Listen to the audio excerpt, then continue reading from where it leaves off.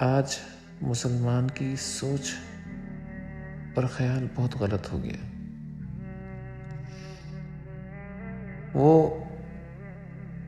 اپنے مسائل کے اندر، اپنے معاش کے اندر، اپنے جتنے بھی دنیاوی تقاضے ہیں، اس کے اندر جب دیکھتا ہے کہ رکاوٹیں آ رہی ہیں اور مشکل ہوتی جا رہی ہے کوئی چیز،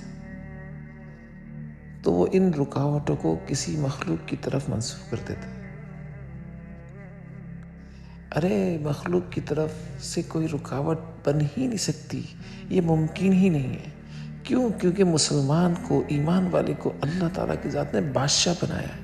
یہ بادشاہ ہے، مسلمان مخدوم ہے، کائنات اس کی خادم ہے۔ یہ تو غلامی والی سوچ ہے۔ یہ کب سے غلام بن گیا؟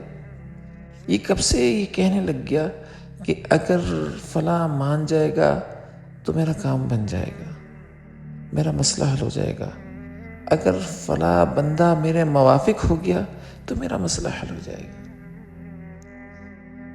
ارے تیرا ایمان حالات کے موافق ہونا تھا، حالات کو تیرے ایمان کے موافق نہیں ہونا تھا۔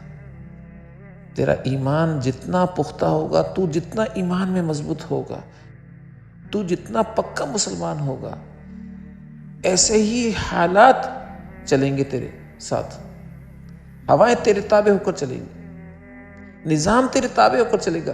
کیوں؟ کیونکہ تو اللہ کی ذات کے تابع ہو کر چل رہا ہے، اللہ کے رسول صلی اللہ علیہ وسلم کی سنتوں کو اپنا کر چل رہا ہے۔ یہ تھا مسلمان۔ جب مسلمان اللہ کو چھوڑ کر قدم اٹھاتا ہے نا، تو پھر وہ غلاموں کی موافقت اور جو اللہ کے دین کے دشمن ہیں ان کی موافقت کو اختیار کرتا ہے، اور کائنات کے جتنے نقشے ہیں ان کی موافقت کو اختیار کرتا ہے، اور مال و اسباب کی معیت کے جتنے نقشے ہیں، معیت یہ جو ہوتی ہے نا، یہ اس کی کوشش بن جاتی ہے۔ اور مال و اسباب سے وہ کائنات اور اپنے اوپر آئے ہوئے حالات کو چینج کرنے کی کوشش کرنا شروع کر دیتا ہے۔